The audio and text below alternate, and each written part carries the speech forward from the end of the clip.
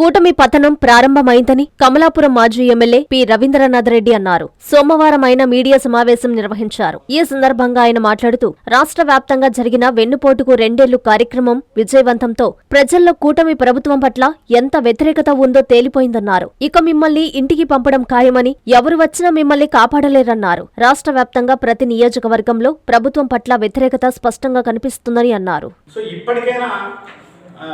ఈ కూటమి పరిపాలకులు తెలుసుకోవాల్సిన అవసరం తప్పకుండా ఉంది. ఇవన్నీ కూడా ఆచరించాల్సిన అవసరం తప్పకుండా ఉంది. చాలా దారుణం. అందరినీ మోసం చేయడమే, మహిళలను మోసం చేస్తుంది. దానికి సంబంధించి వాళ్ళకి ఇవ్వవలసిన వాళ్ళకి సంబంధించి నీకు 18,000 అని చెప్పి వాళ్ళకి మొత్తం ఎగరగొట్టే కార్యక్రమం చేయడం జరిగింది. ఎంతమంది మహిళలు ఉంటే అంతమందికి ఇస్తామని చెప్పి ఇచ్చిన పరిస్థితి లేదు. సో ఇదే కాదు, మనకు సంబంధించి పిల్లలు అయితే ఎంతమంది పిల్లలు ఉంటే అంతమందికి ఇస్తామని చెప్పి దాంట్లో 30 లక్షల మందికి పిల్లలకి ఎగరగొట్టి 15,000 రూపాయలు ఇస్తామని, దాంట్లో 9,000, 8,000, 7,000, 6,000 వేసి చేతులు దులుపుకున్న పరిస్థితి అన్నమాట. మొదటి సంవత్సరం ఉరవేలేదు. ఈ సంక్షేమ కార్యక్రమాలు ఒక్కటిలే మొదటి సంవత్సరం. రెండో సంవత్సరం ఈ రకంగా ఆరాపోరా ఇచ్చే కార్యక్రమం జరుగుతుంది. నిరుద్యోగులకు సంబంధించి కూడా నిరుద్యోగులందరికీ కూడా ప్రతి ఒక్కరికి ఉద్యోగం ఇస్తామని చెప్పేసి, ఒకవేళ ఉద్యోగం ఇవ్వకపోతే వాళ్ళందరికీ 3,000 రూపాయలు నిరుద్యోగ వృత్తి ఇస్తామని చెప్పి అబద్ధాలు చెప్పి వాళ్ళందరినీ మోసం చేసి ఆ రకంగా వాళ్ళకి నిరుద్యోగ వృత్తి ఇచ్చింది లేదు, వాళ్ళకి ఉద్యోగం ఇచ్చిన పరిస్థితి లేదు. ఏదో డిఎస్సి మొదటి సంతకమే చేస్తామని చెప్పడం జరిగింది. ప్రభుత్వం వస్తానే మొదటి సంతకమే చేస్తామని.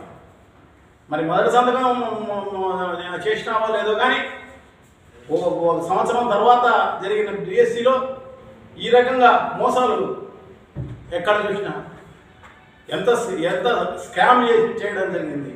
లక్షలాది మంది టీచర్లందరూ కూడా నిరుద్యోగులు యువకులందరూ కూడా నిజంగా కూడా నష్టపోవడం జరిగింది. వాళ్ళందరూ అన్యాయం అయిపోవడం జరిగింది.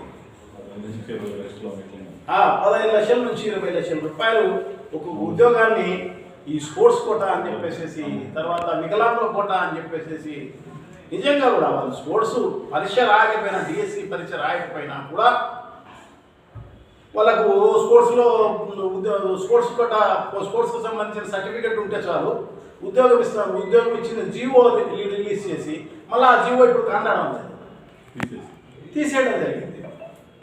అంటే తాత్కాలికంగా నీ ప్రయోజనాల కోసం నువ్వు చేసినావు అనేది అందరికీ ప్రజలకు కళ్ళ కట్టినట్టు కనబడుతుంది.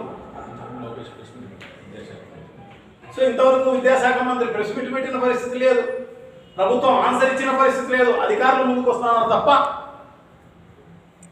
మంత్రులు కానీ మిగతా మంత్రులు కానీ మీకు ఎవరు ప్రభుత్వానికి సంబంధించిన వాళ్ళు ఎవరు ముందుకు వచ్చిన పరిస్థితి లేదు ప్రస్తుతం. సో ఈ రకంగా జరుగుతుందని చెప్పేసి మేము చేసింది కరెక్ట్ అని చెప్పి చెప్పాల్సింది. వాళ్ళకే తెలుసు తప్పు జరిగిపోయిందని చెప్పేసి. ఎంత దారుణం! ఉద్యోగస్తులను అలాగే మోసం చేయడం జరిగింది. అలా బీఆర్సీ ఇస్తామని చెప్పేసి, ఐఆర్ ఇస్తామని చెప్పేసి, అదే కాకుండా పాత పెన్షన్ పథకం ఇస్తామని చెప్పి ఆ రకంగా మోసం చేసే కార్యక్రమం చేయడం జరిగింది. 36,000 కోట్ల రూపాయలు వాళ్ళకి అరేర్స్ బాకీ ఉన్న పరిస్థితి ఉంది. ఆ రకంగా ఉద్యోగస్తులను ఆ రకంగా మోసం చేయడం జరిగింది. రైతులకైతే మరి దారుణం. రైతులకైతే ప్రతి దశలోనూ జగన్మోహన్ రెడ్డి గారు ఆదుకున్నారు. అటువంటిది ఇప్పుడు మద్దతు అనేది లేదు, ఇతరం ఇచ్చిన పరిస్థితి లేదు, ఎరువులు ఇచ్చిన పరిస్థితి లేదు సకాలంలో. నిజంగా ప్రతి పంటలోనూ నష్టపోయిన పరిస్థితి అన్నమాట ఈ 2 ఏళ్ల కాలంలో. అందుకోసమే రైతులందరూ ఆత్మహత్యలు చేసుకునే కార్యక్రమం, కొన్ని వేల మంది రైతులు ఆత్మహత్యలు చేసుకున్నారు. అంటే కారణం ఏంటి? గత పరిపాలన ఎలా సాగింది, ఇప్పుడు ఈ పరిపాలన ఎలా సాగింది, ఇవన్నీ కూడా ప్రజలు వేరే చేసుకుంటున్నారు. తప్పకుండా ఇవన్నీ కూడా లెక్క జరుగుతోంది. ఖచ్చితంగా దీనికి ఆన్సర్ చెప్పాల్సిన అవసరం తప్పకుండా ఉంది. ప్రతి ఒక్కరికి కూడా మోసం చేసే కార్యక్రమం చేసిన పరిస్థితి అన్నమాట. వీళ్ళకు వాళ్ళకు అనేది ఏం లేదు. సో ఈ రకంగా మోసం చేయడమే కాకుండా గతంలో ఏ విధంగా అభివృద్ధి కార్యక్రమాలు జరిగిందనేది ప్రజలందరికీ బాగా తెలుసు. ఎప్పుడు ఆర్థిక విధ్వంసం గతంలో జరిగింది, దాన్ని సరిపెట్టడానికి సరిపోతుందని చెప్పేసి చెప్తూ కథలు చెప్పే కార్యక్రమం జరుగుతుంది తప్ప గతంలో ఆర్థిక విధ్వంసం జరిగిందా, అభివృద్ధి జరిగిందా అనేది ప్రజలకు కళ్ళగట్టినట్టే తెలుసు.